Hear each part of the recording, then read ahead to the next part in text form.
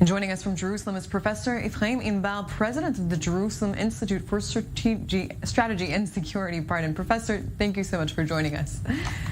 A pleasure. So this report doesn't come as a surprise for us here in Israel, but break down for our international audience the precautions the IDF takes to minimize civilian casualties. I think that the IDF is indeed the most moral army in the world.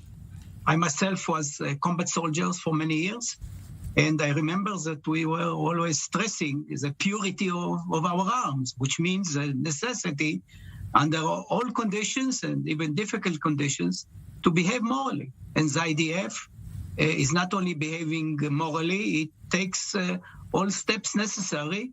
And now every division has lawyers that make sure that every target is checked and rechecked and only afterwards approved for attack. And we are warning the civilian population to leave the combat area.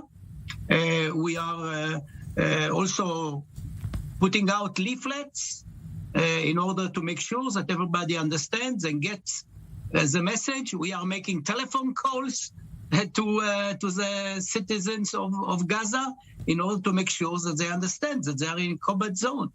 And we shouldn't forget that those that violate the laws of war are basically Hamas on two accounts. First of all, they are hiding among civilians, which is violation of the international law. And second, they are shooting at civilian targets in Israel. Their missiles are targeting Israeli cities.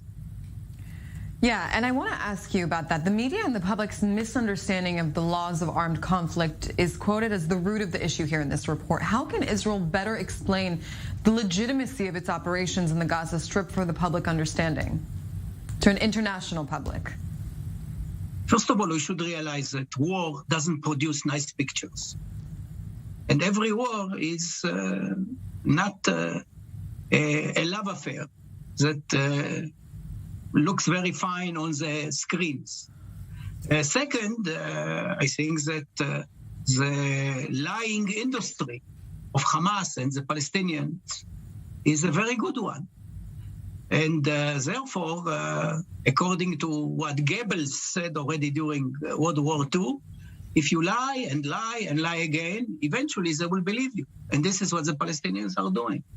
There are countries that are not willing to accept Hamas as a terrorist organization. We've just seen recently, last week, the uproar of the international community when several so-called NGOs, Palestinian NGOs, human rights organizations, are basically terrorist organizations. This is very difficult to explain. So we must realize that we face an uphill battle.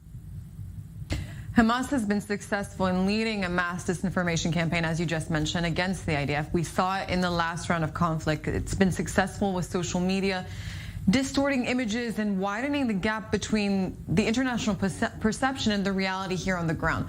Is Israel ever going to win this PR game with Hamas? I'm not sure we'll ever be able to win the game, but what is important is to win the war. Of course, part of winning the war is explaining to the world, but primarily to Israel.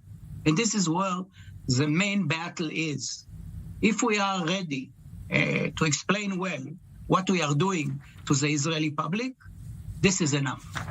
Basically, what we are doing, we are taking those precautions, not in order to please the international community. We do it because we want to look into the mirror and to be sure that we've done everything that will satisfy our moral requirements. Professor Efraim Inbar, thank you so much for your insight. You're welcome.